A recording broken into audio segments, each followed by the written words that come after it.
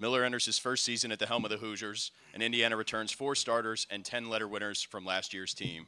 Coach, welcome to the Big Ten. We'll start with an opening statement and then open it up for questions. Well, thank you. Great to be here, to be a part of the inaugural MSG Big Ten tournament season. Very, very excited to get the season kicked off and underway at Indiana.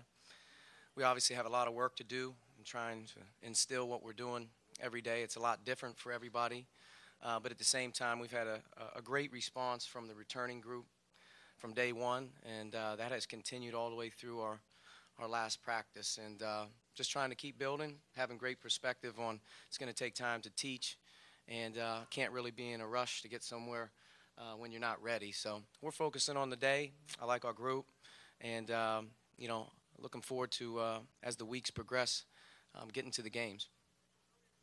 Thank you, Coach. We'll open it up for questions all the way in the back, right-hand side.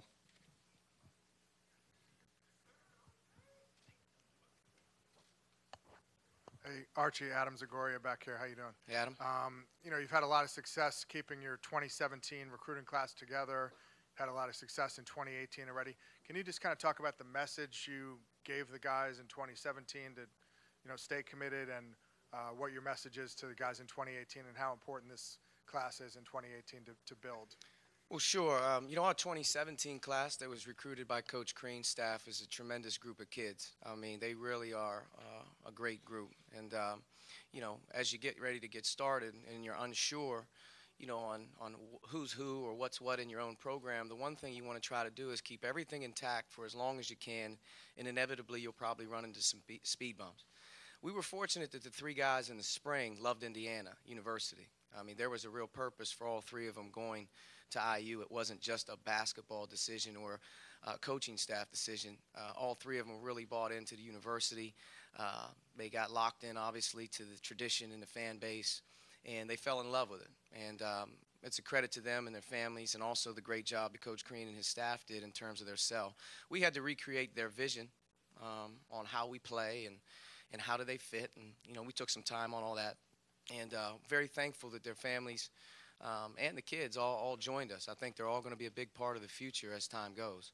Moving into the future and just recruiting, you know, for us, I think I said it at day one, you know, recruiting in Indiana starts and stops with the state, and then it kind of moves itself out. And, you know, we've always operated, the distance from home is a great factor in deciding. And there's unbelievable players within a 3-4 hour radius of IU.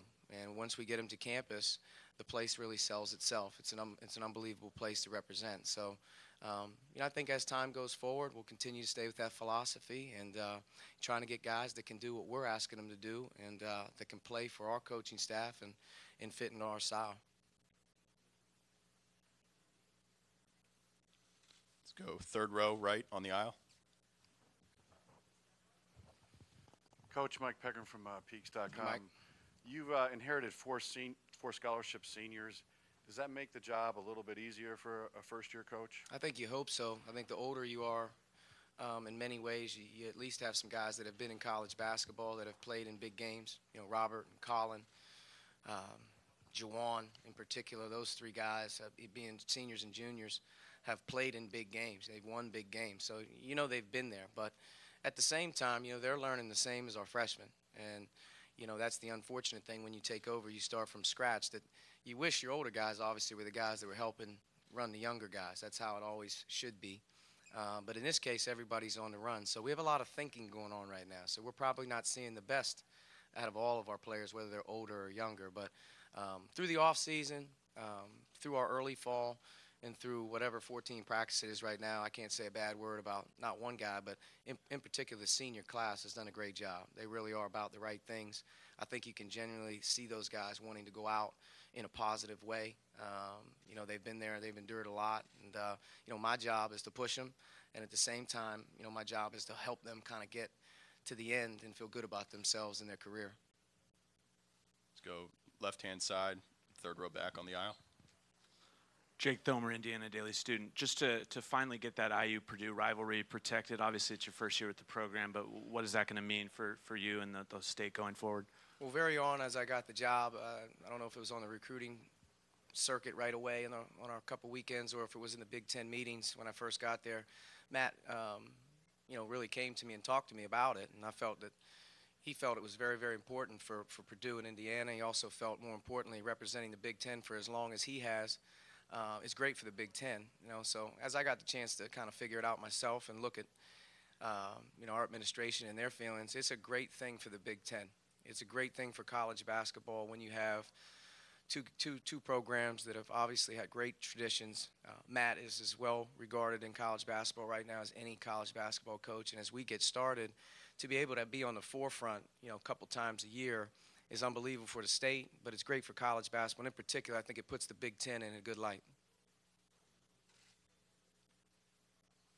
Front row on the aisle.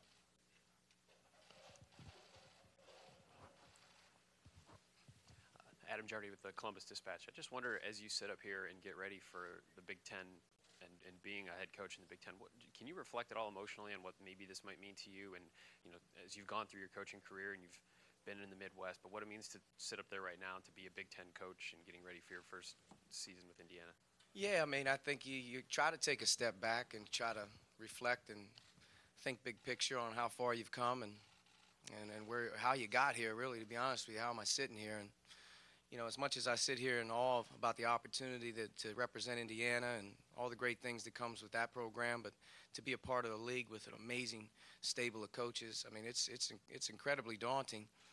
But you kind of think how you got here, and at the University of Dayton, where I came from, was an incredible place with incredible people who allowed me to flourish and go through the ups and downs, and we were able to create some unbelievable moments for our program and school there. So I feel very confident that as I sit here, I think I know what we do works, believe in what we do.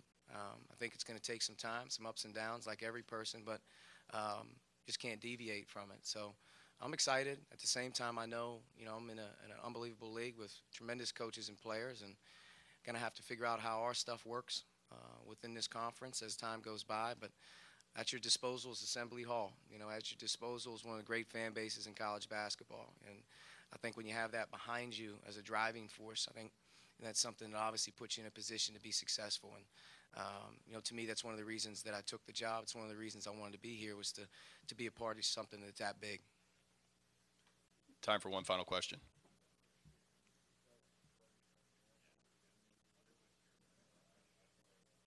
Okay, seeing none, good luck this season, Coach. Thank you.